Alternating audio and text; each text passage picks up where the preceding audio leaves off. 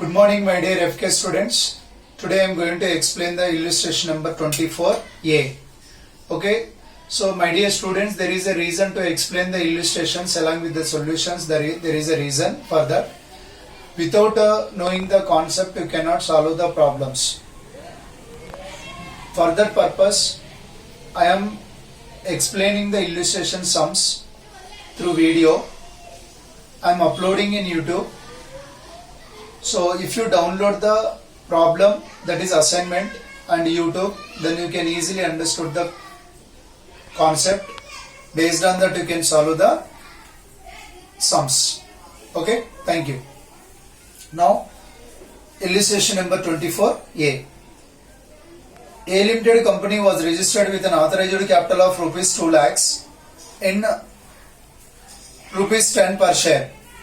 Okay, that means total 20,000 shares. That is 2 lakhs divided by 10 rupees. So the total number of shares are 20,000.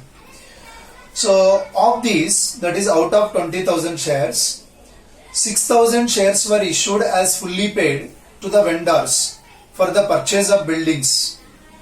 So that is in purchase consideration, we are issuing the 6,000 shares, okay, as a fully paid up to the vendors. Okay, that is we are purchasing the building, in consideration we are issuing the 6,000 shares as a fully paid up. Fully paid up means that is total face value of the share. Face value of the each share is 10 rupees. Okay, in this problem. Now the next 8,000 shares were subscribed for by the public, and during the first year rupees 6 per share were called up. Okay, so that is in addition to the 6,000 shares, we are issuing to the public for subscription. So 8,000 shares. During the first year, we called up 6 rupees. Okay. Out of the 6 rupees, how they called? So 3 rupees on obligation, 1 rupee on allotment, 1 rupee on first call, 1 rupee on second call. The amount received in respect of these shares were as follows. Okay. Now on 6,000 shares, the full amount called.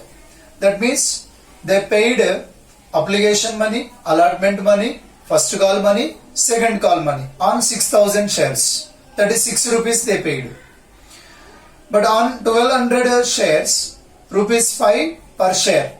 That means on 1,200 shares, they paid up to 5 rupees. That means they paid obligation money 3 rupees. They paid allotment money 1 rupee. They paid first call money 1 rupee. So, but that means regarding 1,200 shares, they didn't pay the second call money. That is 1 rupee. They didn't pay on 1,200 shares.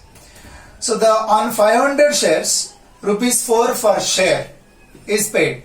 So that means, so in case of 500 shares, they called up to 4 rupees only. That means they paid only 4 rupees. So that means they paid application money 3 rupees, 1 rupee on allotment. Okay. That means they didn't pay first call money, second call money, 1 rupee, 1 rupee. Then on 300 shares, rupees 3 per share. That means they paid only application money. On 300 shares, they didn't pay allotment money, first call money, second call money. Okay. Now the directors forfeited 800 shares on which less than rupees 5 per share had been paid. So actually the directors of the company, they are forfeiting the 800 shares. So which 800 shares? There is a question. So they are saying that on which less than rupees 5 per share had been paid. Okay, now that means, so they are forfeiting the 300 shares and 500 shares. How we know? Very simple. Less than 5 rupees. That is on 300, they paid only 3 rupees. On 300 shares, they paid only 3 rupees. On 500 shares, they paid only 4 rupees. So that is less than, both are less than 5 rupees only per share.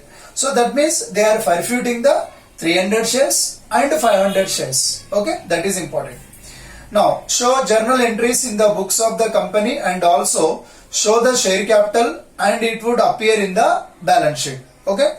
He is asking journal entries as well as how these items will appear in the balance sheet. That also is asking. Okay. First we will write the journal entries. Based on that we can prepare the account. Okay.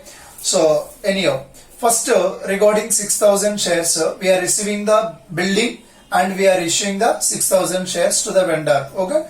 So first due entry, building account debtor to vendor account. So how much amount we need to write? So we are issuing 6,000 shares. So 6,000 shares into 10 rupees, that is 60,000. So this is due entry.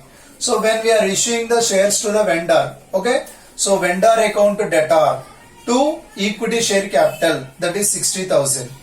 So now we will focus on the 8,000 shares. Okay, first we will receive the share application money. So bank account debtor to equity share application account. Okay, so how much amount we need to write? So total 8,000 shares. Application money per share how much? 3 rupees. So 8,000 shares into 3 rupees, that comes 24,000. So then transfer entry in case of application. So share application account debtor to equity share capital. So 24,000. Then due entry in case of share allotment. So what is the entry? So share allotment account debtor to equity share capital. So how much amount we need to write? 8,000 shares into, so allotment money per share, the how much? So that we will see, that is 1 rupee. 1 rupee is the 1 rupee is the allotment money. So that is 8,000 shares into 1 rupee, that is 8,000.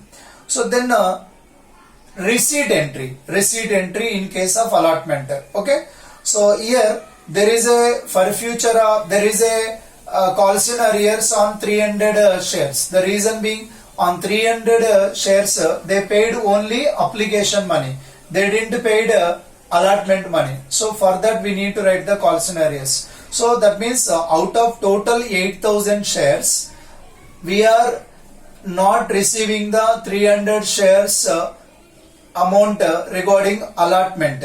Okay, so now that means we are receiving only, so 9,700. Okay, so total 8,000 shares. So 8,000 shares minus 300, that comes 7,700 shares. Okay, bank account to debtor, 7,700 shares into 1 rupee.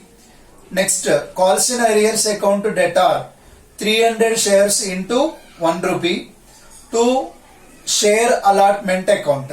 Okay, that is 8,000. The next one, we are not forfeiting those shares immediately. So that you can keep in mind. So next, in case of first call due entry, so share first call account to debtor to share capital, that is 8,000 shares into 1 rupee, that is first call amount. So next, receipt entry. So bank account to debtor, calls in arrears account to debtor to share first call account. So bank account, how much amount we need to write? That is a question. So on 500 shares also we are not receiving the first call amount. So on 300 shares we are not receiving the allotment money as well as subsequent calls money. On 500 shares we are not receiving the first call money as well as second call money. So we are writing entry for first call.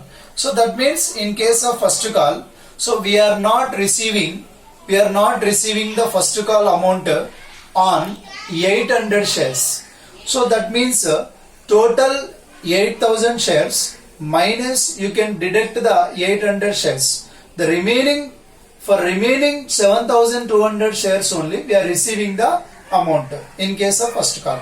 So then in bank account to debtor, 7,200 shares into 1 rupee. Calls in arrears account to debtor, so that is 300 plus 800, so 300 plus 500, total 800 shares into 1 rupee. So that is 800 to share first call, that is total 8,000. Then due entry in case of second call. So share second call account to debtor to equity share capital. So that is 8,000 shares into 1 rupee. Okay, because for second call also 1 rupee. Then again receipt entry in case of second call. bank account debtor, calls in arrears account debtor to share second call. So in bank account, how much amount we need to write? So we are not receiving the second call money on 300 shares, 500 shares and 1200 shares also. That means total on 2000 shares we are not receiving the final second call money. That means out of total 8000 shares, regarding 2000 shares we are not receiving. That means we are receiving so second call amount on 6000 shares alone.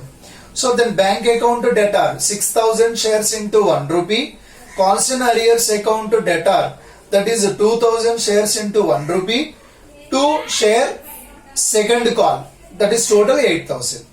Then so we are forfeiting the shares. How many shares we are forfeiting? Very clearly they said. So those shareholders paid less than 5 rupees per share, those shares only we are forfeiting. So regarding 300 shares, they paid only allotment application money. Regarding 500 shares, they paid only allotment money, that is 3 rupees on application, 1 rupee on allotment, that is total 4 rupees. So they said very clearly the directors forfeited 800 shares on which less than rupees 5 per share, okay, has been paid. On that only we need to forfeit. So then to that extent we need to cancel the share capital. Okay, if I want to cancel the share capital, I need to make a debit of share capital. So share capital account to debtor, that is till now called up. So that is 800 shares into 6 rupees. Till now we called up application, allotment, first call, second call, that is 6 rupees total. So 800 into 6 rupees. So 2 calls in arrears. Calls in arrears, so how much amount we need to write? Calls in arrears, very simple. So calls in arrears, that is amount not yet paid, that amount we need to calculate. On 300 shares, we didn't receive the 3 rupees. So 300 into 3 rupees plus on 500 shares, we didn't receive the 2 rupees. So that is 500 into 2 rupees. So the total 300 into 3 rupees, that is 900 plus 500 into 2 rupees. So that is 1000. The total 1900.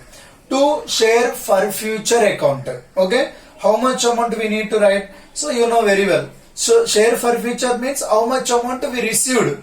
So we collected. That amount we need to transfer to share for future. So that is on 300 shares we received application money 3 rupees plus on 500 shares we received application money and allotment money 1 rupee. So the total 3 rupees plus 1 rupee 4 rupees. So 500 into 4 rupees. The total 2900 we need to write in a share for future account. Okay. So this is the problem, but based on that we need to prepare the balance sheet also. For that first we need to prepare the notes to accounts. Then we need to write in the main balance sheet how much is the total share capital amount. Okay. In the main balance sheet current year we need to write. Okay. So thank you very much. If you have any doubt, please call me and clarify. Thank you.